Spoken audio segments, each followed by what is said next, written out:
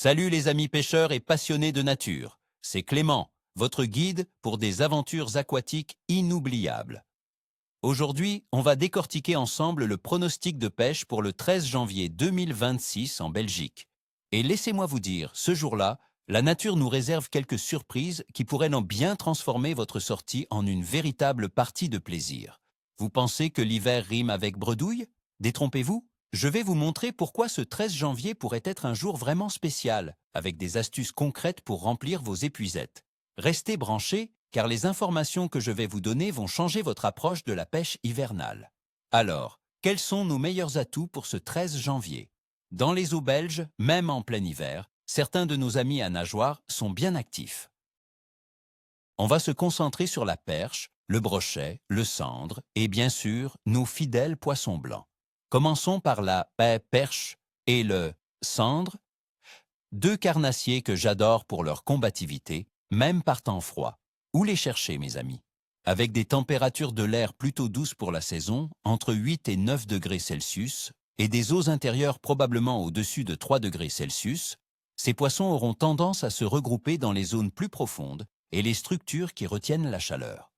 Pensez aux ports, aux canaux urbains, aux abords des ponts, ou encore aux fosses et aux cassures dans les lacs et rivières.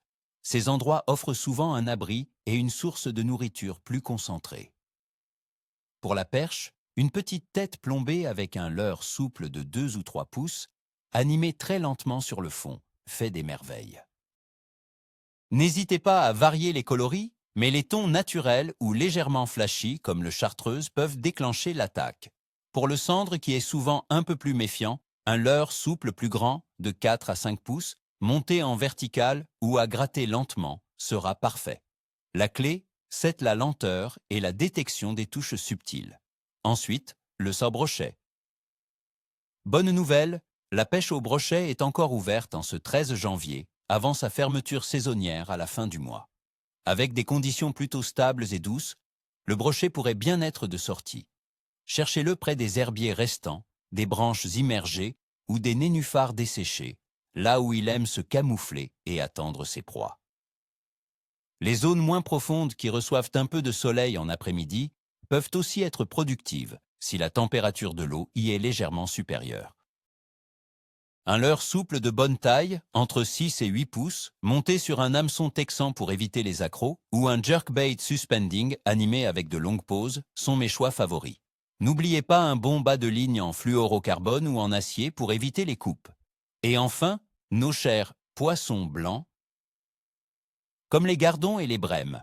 En hiver, ils se regroupent en bancs compacts dans les zones plus calmes et profondes des rivières, des étangs et des lacs. Les anses protégées du vent et les zones portuaires sont des spots de choix. La technique du feeder est particulièrement efficace en cette saison. Utilisez une amorce sombre et peu collante, enrichie d'un peu de fouillis ou d'asticots. Sur l'hameçon, privilégiez des appâts vivants comme le verre de vase ou un bouquet d'asticots. La discrétion et la finesse sont vos meilleurs alliés. N'oubliez pas que les touches sont souvent très délicates en hiver, soyez attentifs.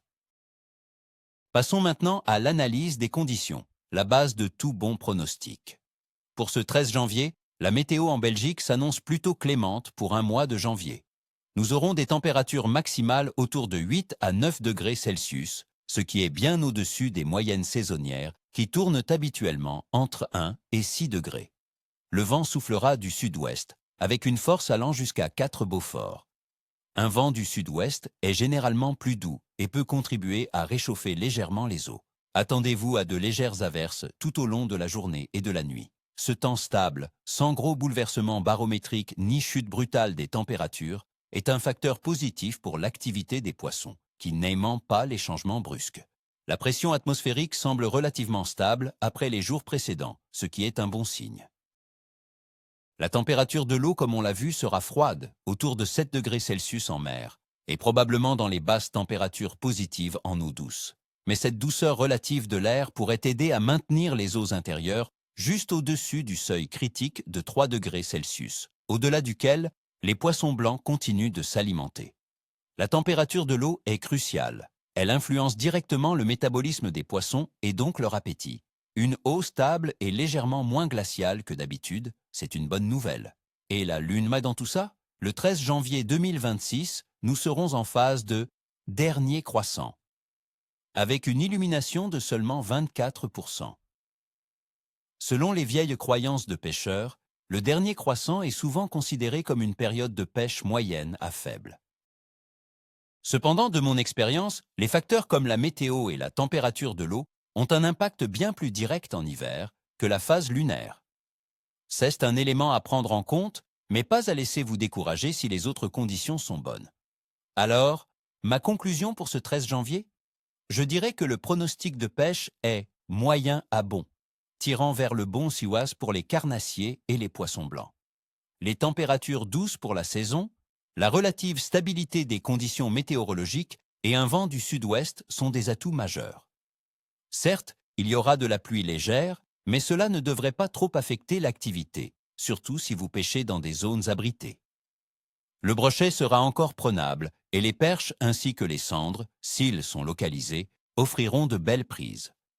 Les poissons blancs, bien que plus délicats, peuvent aussi faire la joie des pêcheurs au feeder dans les zones profondes.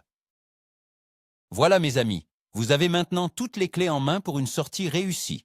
Je vous souhaite à toutes et à tous, du fond du cœur, ni queue ni tête, ou comme on dit chez nous, bonne pêche. N'oubliez pas de laisser un pouce bleu si vous avez aimé cette vidéo, et abonnez-vous à la chaîne pour ne rater aucun de mes pronostics. Et surtout, dites-moi en commentaire, avez-vous déjà eu de belles surprises en pêchant en plein hiver? Quels sont vos spots secrets en Belgique? Partagez vos expériences, la communauté vous remerciera.